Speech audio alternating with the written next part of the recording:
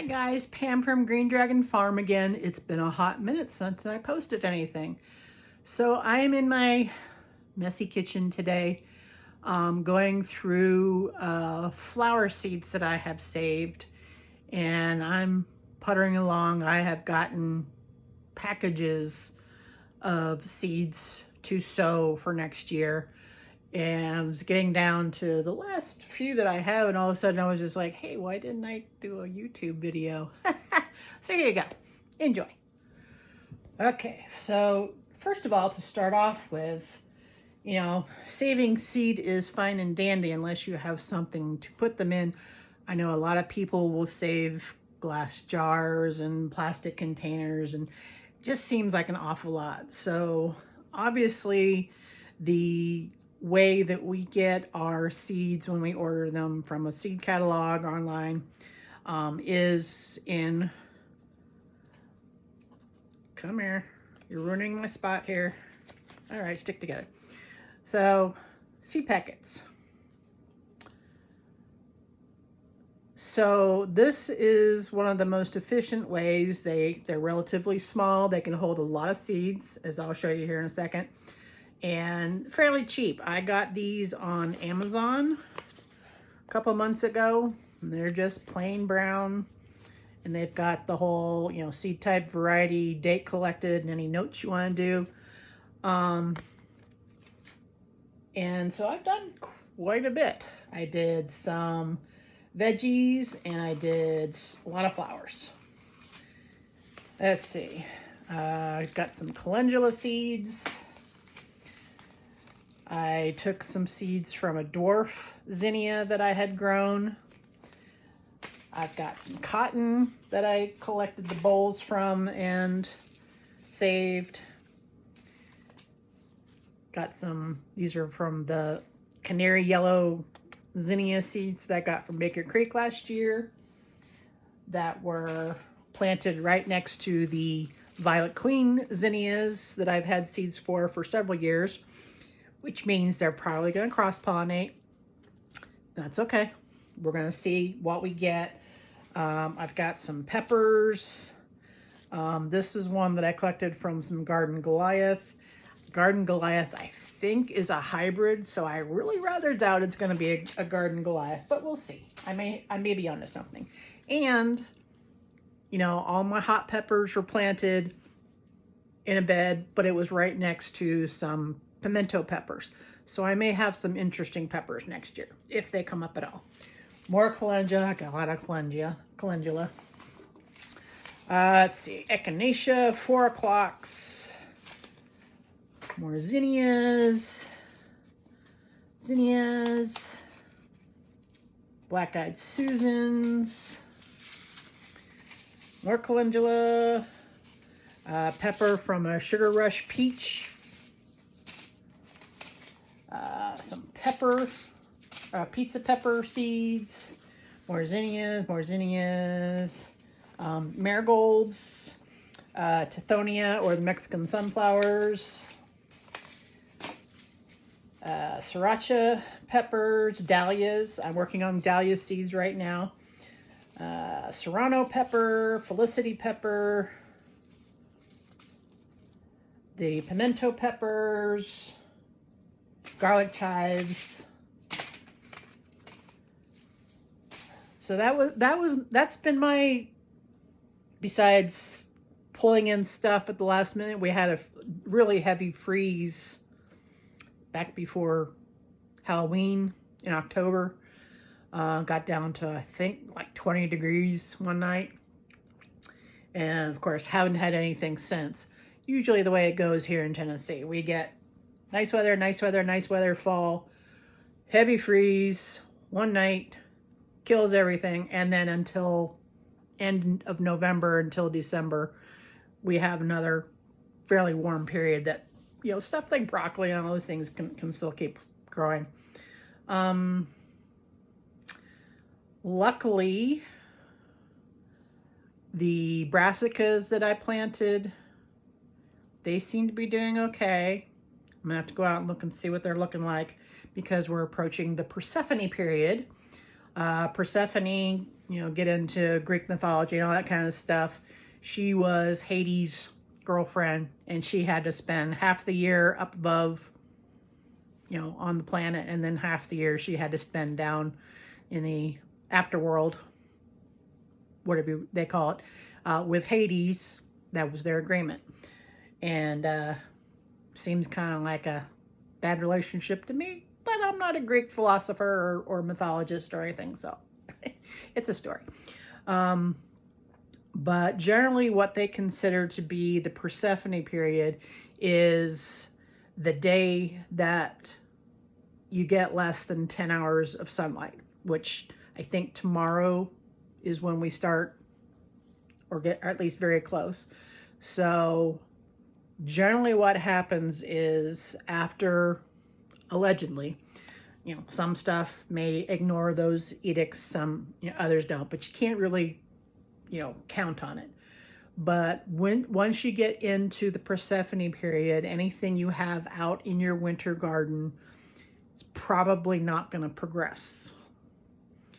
So any broccoli that I have out there, it's pretty much what the size it's going to be, for the rest of the winter, however long it survives.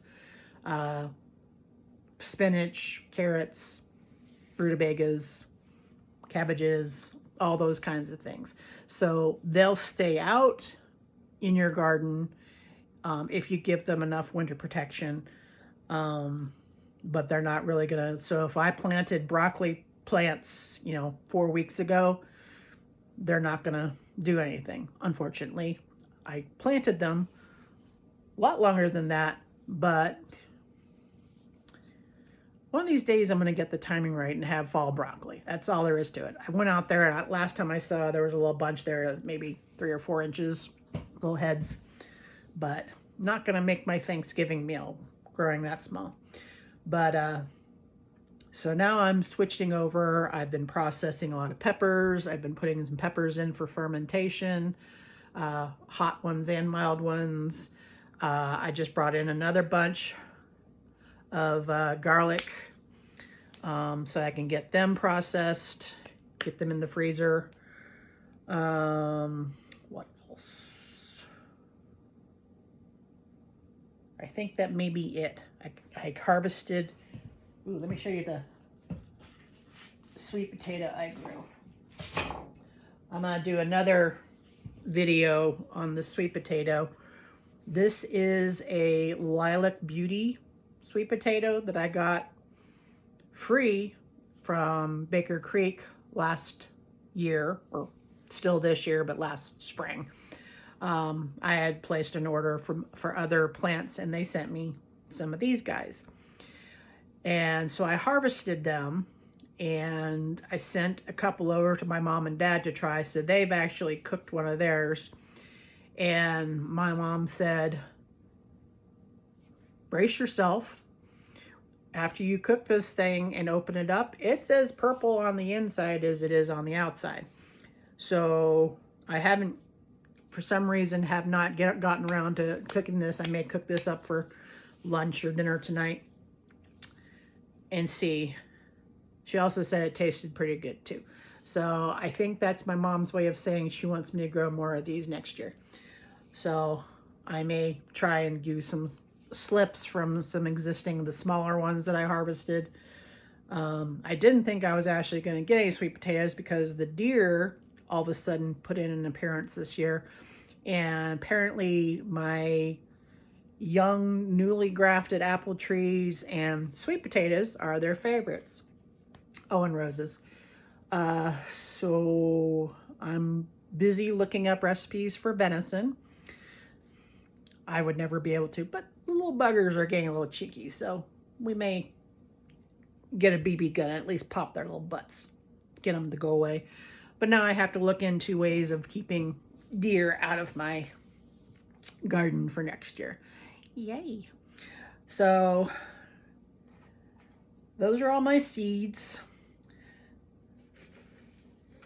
And again, like I said, I kind of waited till the last second to start filming, but this is a dahlia blossom. So all the dahlias that I have been growing for the last several years have all been from seed. The, I guess, con of growing dahlias from seed is the fact that you don't really know what color you're going to get. I'm of the mind, though, I'm okay with that. But those people who want certain colors, you know, color schemes in their flower gardens, more power to you, man, but that's not my deal. So I grew like 6 different kinds of dahlias from seed last year. And I grew them all kind of in the same bed, instead of spreading them out like I normally do. But it was basically, I had this bed for space. I had dahlias in one section and zinnias in the other, and they're all squished up together. I'm hoping really hard that dahlias and zinnias don't cross-pollinate, because that's just going to be a whole other hoo-ha. But maybe I'll be onto something. So earlier this fall, I went out and I just grabbed dead seed heads, you know, the dead flower heads, grabbed them off, threw them into, I do these coffee containers. I would just throw them in there loosely so they don't get all packed down and mildew or anything like that. And then I've just been slowly but surely going through. Now, I picked a lot more seed heads than I probably should have. But, so let me kind of show you what I've been doing. Dahlias especially seem to be the hardest, or not hardest, but they're not as easy as, say, zinnias or something like that. Let me see if I can get you moved without disrupting.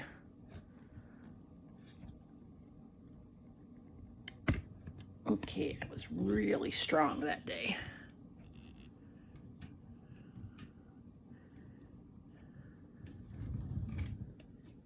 Okay. All right, so this is one. So all these are just dead petals and seeds that did not apparently get pollinated. And so I've just been going through this thing. Oh, here's one that I missed. So there's some, those maybe 1/2 inch long kind of deal. And so I have gone through probably half this container of dahlia seed heads and gotten this many seeds. So either the trick with dahlias is that they are not prolific seed producers, or my bees don't like dahlias and they didn't come and pollinate them. And they have this, oops, let me see if I can't really see. So these little guys have a little, it's like a little coating, part of the petal. And that coating just kind of comes off of it. So that's one part of the problem. You have to sift through all the, yeah, hello, where's my hand? You have to sift through all of the chaff to get to the actual seeds. So if you ever want some mindless task, you know, pick some flowers and start collecting the seeds from them, knowing that unless you just grow one variety of each type of flower, you're probably not going to, okay, you're probably not getting anything from this, so let's just return to our normal thing. So I have absolutely no, misgivings that I'm going to have exactly the same kind of pepper plants that I collected seeds from, or the same kind of zinnias, or the same kind of dahlias, or anything like that. But, I'm okay with that. The other thing is going to be seeing whether or not these seeds are viable. I won't know, I could do a test germination, throw some in some soil and just see, if I get anything early on, or I could just wait until next January, February and do like I'm normally going to do. And if they don't come up, I just plant the seeds that I already bought and use them instead. And then I can just take any useless seeds in their pack and just throw them on the burn pile, and they're out of my hair. So yeah, so that's pretty much what I've been doing. How have you guys been doing?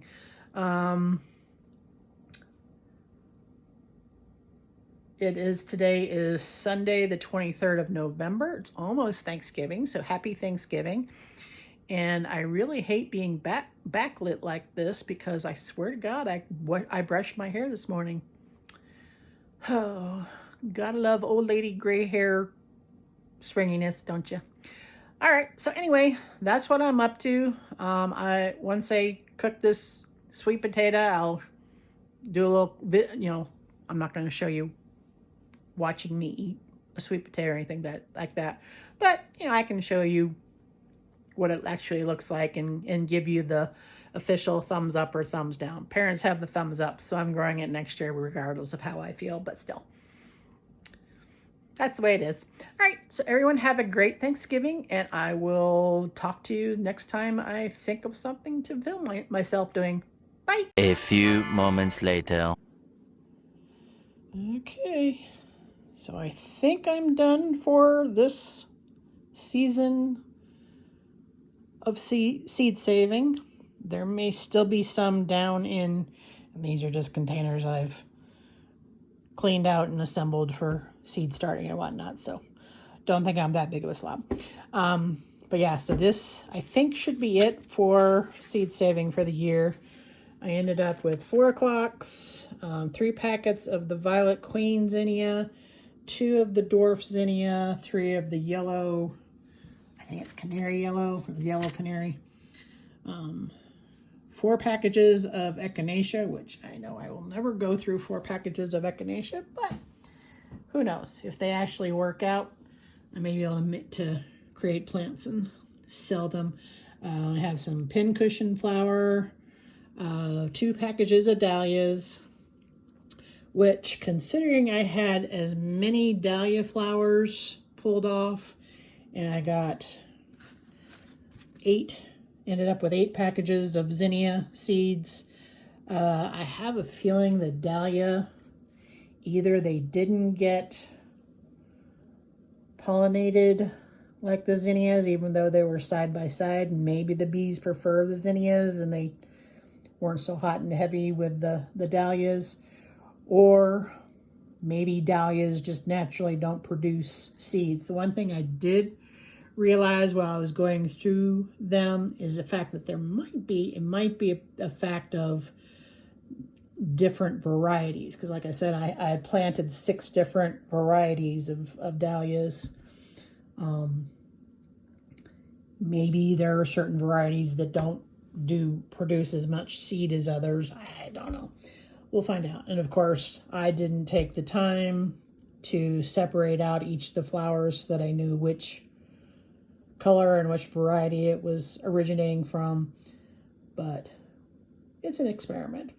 All right, so we got the 4 echinacea, we got a thing of marigold superhero spray, 4 o'clocks, just yellow ones, that's with the color that popped up. The 4 o'clock seeds were from plants that were volunteers. I haven't planted 4 o'clocks in a few years, and I keep getting them popping up here and there. So it'll be interesting to see if Mother Nature does a better job of planting them or if I do. I got 3 packets of calendula seeds. I planted 2 different kinds of calendula, the bullseye and the racina. Racina is the one that has more of the oils for doing like culinary and medicinal type stuff. And I think the bullseye is just a pretty kind. So we'll see if there's anything that pops up from that, better or worse. The tithonia, packet of that. I could have gotten a lot more, but I have a feeling with This was the first year that I've grown Tithonia, or Mexican sunflower. I planted 4 of the plants. One of them didn't do so hot. The other 3 did pretty good. Produced a lot of flowers, and I have a feeling that I'm going to have a lot of volunteers next year coming up in weird places. So I may be doing myself a disservice, but again, we'll see. Collected some of the black-eyed Susan flowers. The only variety I have here is the Goldstrom that I planted those from seed quite a long time ago, 5 or 6 years at least. And so I'm gonna hedging my bets in case these guys, I always want to have something in case the winter does them in for whatever reason, or disease or whatever gets them before they come up the next year. And rather than buy new seeds, grab a couple readily available and free. Got a big old container of garlic chives. Again, I don't know why, because I usually end up with garlic chives up the wazoo. I'm growing 2 different kinds of cotton this last season. This is just a green kind of cotton, and that one's a brown. Actually, let me show you the cotton that I got. Okay, so these are the 2 different cottons that I planted this year. This is the brown cotton. This feels more like what you would do, like a cotton ball you'd use in the bathroom. It's, just feels like a cotton ball. But the green kind is really soft. Now, the problem with these kinds of cotton, with cotton anyway, when you spin any kind of fiber, you really want longer fibers to be able to hold together a little bit better. Cotton is notorious for being what they call short stapled.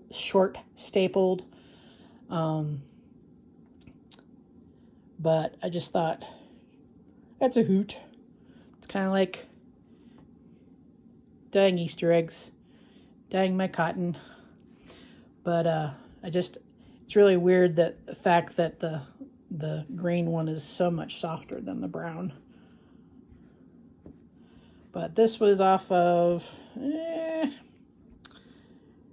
I want to say 10 bowls. They actually call them bowls, cotton bowls, which is where you get boll weevil from. Which, thank goodness, I don't have around here. But, so that was about 10. There's a lot. Actually, you can feel it's a heavier weight. This is more fluffy and soft, so it looks larger, but it's not really. And this is maybe off of 7 or 8 of them that I harvested. I could have harvested more, but we got that deep freeze and in October, and there was a lot of the unopened flowers that hadn't started producing. So that was the great cotton experiment of 2025. And I went ahead and collected the seeds from each. And there's possibility of cross-pollination, so may plant a couple of each of those next year and just see what I got. And then I think I already did the peppers. Some of these are hybrids and won't breed true. Some of them are open pollinated and or heirlooms. So I got Sriracha, Serrano, Ashe County Pimento, Garden Goliath, Felicity, which is a jalapeno type that is no heat. Pizza is also kind of a jalapeno type that's got a little tiny little taste of heat, but not anything that scorches my tongue because I'm not really into that.